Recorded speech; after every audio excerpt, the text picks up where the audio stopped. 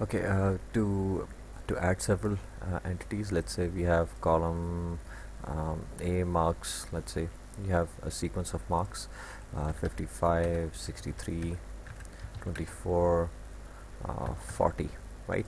And the total marks, let's say these are marks obtained,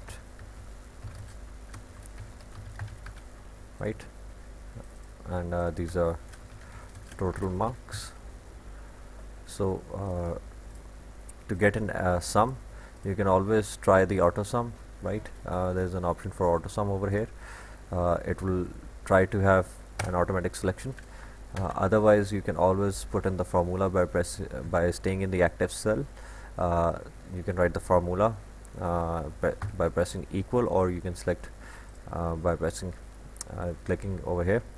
So just add the formula sum bracket and make a selection, then close the bracket. It does the same thing. Now to get, let's say this is 75. To make an autofill, just go to this pointer. When it becomes black, just drag it down and will autofill. And to get the percentage, again I'm going to write the formula. Obviously the percentage is the total marks obtained divided by, as you can see in the formula over here, what is going around, right? Keep an eye over here. Divided by this, right?